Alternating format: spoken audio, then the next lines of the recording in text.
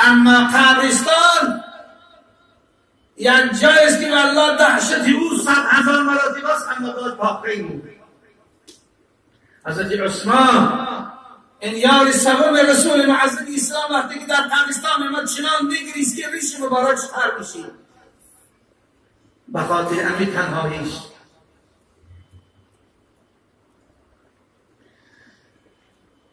و ان البیت تراب، من یک خانه خاکی هستم میگه قبرستان. امروز ببینید که در خانه ها پال دارد، البته بعضی خلال شکر که بعضی بای بچه ها با چاپل پالش میکنن، با ایبالاش پاله میان و جب چی دارم میپرچه با شب شود در بالای دیوان خاک میروند. اما در قبرستان در زیر پای تو خاک است، خاک خنوب، دیگر چیزی ندارید. او قصرها را موندی بیام دیگه در این خانه خاکی. و اما البیت دود، من خانه کرمها هستم. یار رفیق های تو غمخوارا و مونیسای تو دیگه همین کرمکا هستند. و اذا دفن عبد المؤمن قال له القبر، وقتی که انسانی صالح و مؤمن، انسان با ایمان وقتی که از دنیا میگذرد قبر با او چی میگن؟ مرحبا به اهله. اما این کنت احب من یمشی علی ظهر الی فاذا ولدت بک الیوم، میگه از همون زمان بچه ای آدم، همون بنده این نمازخوان جمعه‌خوان و روزدار، کسایی که خود را کنترل کنند از حرام خدا دست کشید، ندا میکرد است خوش آمدی، خوش آمدی، اکنون بیا صلح این را ببین که فیتسیع له مدد بصر و یفتح باب الى الجنه. چنان معامله خوش به تو میکنم، میگه که امروز صلح من این معامله من به خودت ببین. قبر میگه برای انسان مسلمان و مؤمن کامل، قبر میگه چنان به اندازه وسعت میشه، شاد میشه، پاک میکنی چشمش. از قبر او یک دریچه از جنت شاده میشه، بوی ریحان بهیش همیشه به مشامش وزیدن میگیرن. اما و اذا دفن العبد الفاجر، اگر هر آینه انسانی که امروز نه پروای حلال دارد نه پروای حرام دارد، نه از زنا پرهیز میکنند، نه از عرق پرهیز دارد، نه پرای حلال و حرام دارد، یا مرد کافر، هر دو برابر هستند. قال له القبر لا مرحبا ولا اهلا، خوش نیامدی.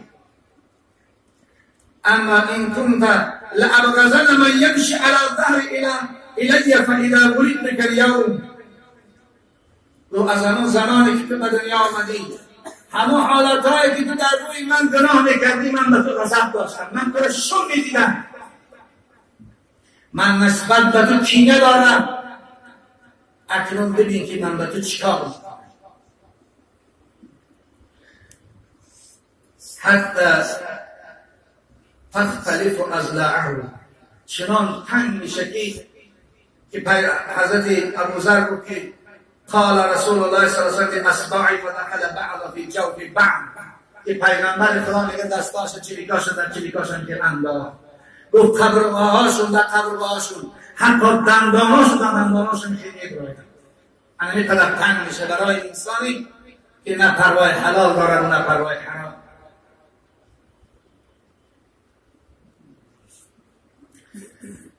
با غیر این هم حتی با این جورش خلاص نمی شود. و قال یقید له 70 حنین لو ان واحد منها نفخ فی الارض ما انبتت شیئا ما بقی دنیا. در قبر انسانی که پروای حلال حرام ندارد، پروای ترس خدا ندارد، نعمت خدا را میخورد اما از الله ترس ندارد، بنده های خدا را غیبت میکند. خداوند در قبر او 70 اژدها را پیدا میکند که میگن لو ان واحد منها، یکی از همون 70 اژدها، نفخ فی الارض، اگر در روی دنیا پوف کنند، ما انبتت شیئا ما بقی دنیا، تا روز قیامت در روی دنیا یک خس نمی‌آید. اینها برای انسان‌هایی که بی‌پروا هستند، ترس خدا ندارند. تا روز قیامت اینا عذابش میکنند. تا روز قیامتی که خدا حساب و کتاب قائم میکند، اینا از ترس دور نمیشن، انسان را میگزند. باید از خدا بترسید. باید از خدا بترسید. زبانهای خدا کنترل کنید. بعضی ها در مسجد کلامشان ایمان آوردن، ولی خدا را نشناختن. بعضی ها عبادت شروع است.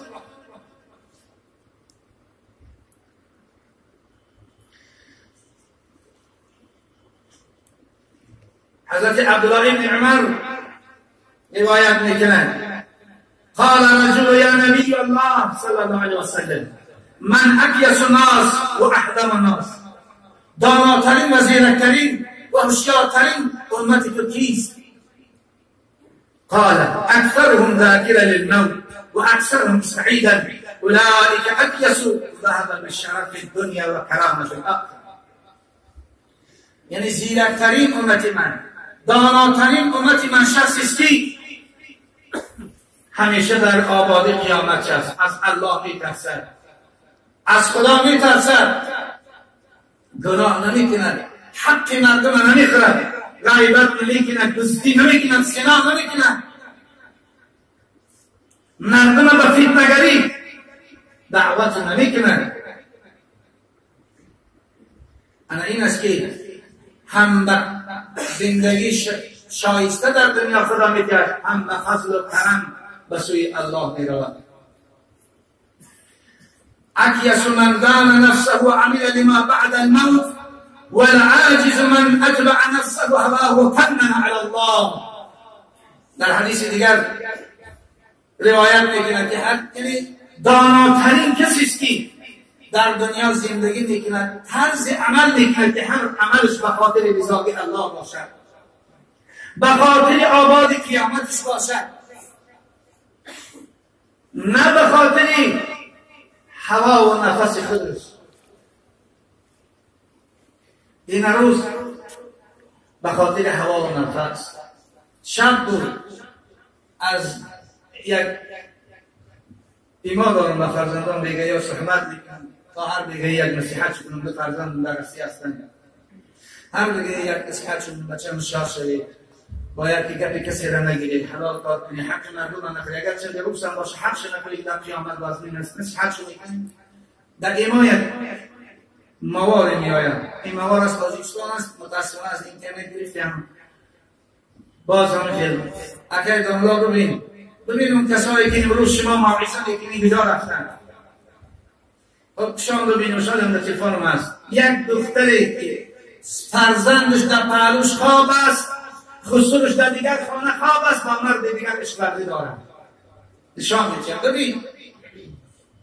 ببین دیجا رفتن این ملت، از بالای ملت مردم در منبرها مردم بهشت دوزخ دیدید، کجا رفتن اینا؟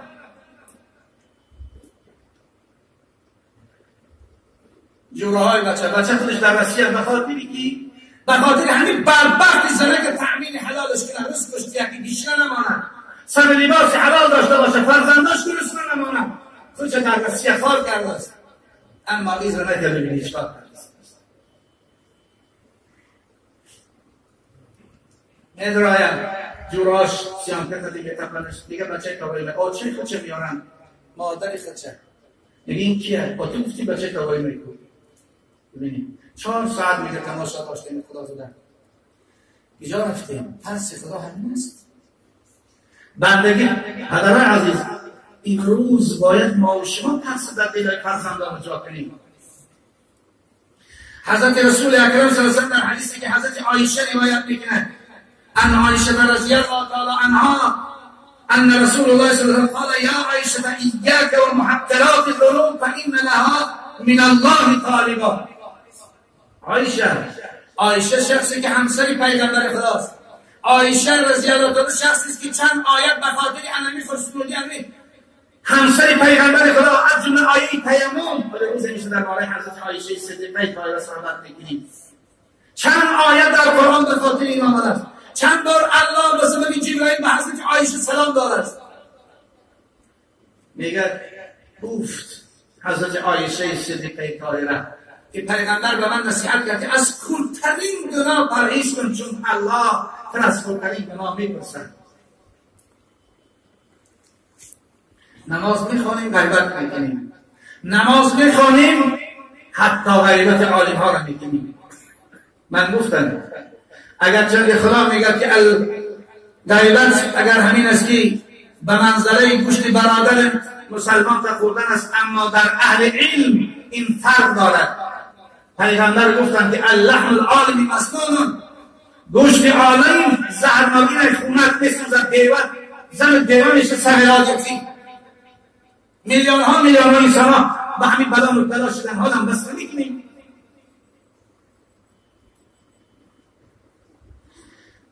یک بار به یاد بیاره تفسیر حضرت ابوبکر صدیق، اون یار اول رسول معظم اسلام، اون کسی که پیامبر او را از عشره مبشره گفت، میگه وقتی که از عالم گذشت حضرت عمر رضی الله تعالی آمد به پیش عمر رمان همسر حضرت ابوبکر صدیق، گفت عمر رمان ما کو ابوبکر صدیق میدیدیم چگونه عبادت میکرد، چگونه ترس خدا داشت، تو برای ما بیان کن که شب چگونه عبادت داشت یا خواب میرفت. عمر رمان میدونی چی گفت؟ اون قدر از خدا میترسید که شب هرگز سر در بالای نمیماند. وقتی میخست طهارت دیگر برای نماز نفل چنان میلرزید، چنان میگریستی، میگفتم که شاید که مصیبتی وزنی بالا سرش بیاد، اگر یک دوزرتی هم باشد همین شاید این طرف میترسید. میگم اگر کسی در همه حالت به نزدیکی خانه ما میگذشت گمان میکرد که در خانه ابوبکر صدیق جگر کباب است. والله بوی جگر حضرت ابوبکر صدیق میبرامد از ترس خدا. امروز ما خاک پای این شخص نمیشیم. آیا ترس خدا همین است؟ بندگی خدا همین است؟ از این بعد جمعه با او جمعه یک دو کرد نماز خواندن خلاص دیگر سایر عملهایی که خدا ما را فرض گردان کنید. شما ترس حضرت عمر را ببینید که پیغمبر خدا گفت من وقتی که در بهشت رفتم حتی تأثیری تو را ندیدم، چون از شأن شوکتی دور، یعنی همون جذبش به من نگاه کرد. انا همین شخص رو ببینید دیگه خس از را زمین برداشت. ببینید عمر کاش این خس میشدی تا که از عذاب روز قیامت و پرسش سوال قبر نجات میافتی. آیا همین است بندگی خدا؟ به این قدر معصیت ترس کجا شد؟ بندگی خدا کجا شد؟ حیله‌گری ها میکنید، فتنه ها ایجاد میکنید. یک بار ملت در آغوش این فتنه 1 میلیون انسان از دست داد. هیچ خونه ای نیست که آبی دیدش به خون نگسته باشد، باز فتنه‌گری میکنید. من باز میگم از این بردیم حکومت از حکومت سال 90 فرق دارد. فتنه‌گرا را انشاءالله ریشه شفاف میکنه. برای این شکرانه کنیم، شکر همین نعمت ها و صلح و ثبوت و تنگی آرامی کنیم که خداوند این نعمت بالای ما و شما آورده است. از حضرت ابو هریره روایت است، عن ابو هریره قال قال رسول الله صلی الله علیه و سلم اسرف الرجل على نفسه فلما حضر الموت. یک مرد در زمان رسول اکرم صلی الله علیه و سلم به مرگ روبرو شد، یقین دانست که میمیرد و اوصى بنيه اذا مات فحرقه ثم اذا رأوا نصف في البر و نصف في البحر. هر وقتی که من مردم گفت مرا بسوزانید، مرا سوزاندید، خاکستر من نصف در دریاها اندازه نصف در صحراها پاشتید. فالله لئن قدر الله عليه لیعذبنه عذابا لا يعذب احد من العالمین. گفت چون من از عذاب خدا میترسم، چون من اون قدر گناهی کردم که خداوند اون غضب و عذابش بالای من بیاد که بالای هیچ امت نباشد، برای همین من از عذاب خدا نجات میگیرم. بسوزونی هم کرم کنیم. فلما مات بس برد این من فعلوا ما امرهم، بس بچه هاشم کار کردن. فامر یعنی چیکارش کردن؟ علا بزدن پاک سرچنی سد دریاها برفتن میشه بودن در بیابان ها. فامر الله البحر فجمع ما فيه، خداوند دستور داد ای بحر ذره های خاکی مخلوق من جمع کنی بیاری. و امر البر فجمع ما فيه، خداوند چوب‌ها را دشت‌ها را از مابین کوه‌ها گفت دستور که ذره های خاکی بندی من همه جمع شود. ثم قال له لما فعلت هذا، خدا پرسید چرا این کار کردی؟ در دین تو کشتن سوختن اجازت نبود، چرا خود سوزانیدی؟ چی گفت؟ قال من خشیتی یا ربی و انت اعلم، من از ترسیته پروردگار، چون بنده گناهگار بودم، من از تو میترسیدم. این به خاطر ترسی تو بود که چون من از تو میترسم پروردگارم، به همین خاطر خود به همین کار کردن.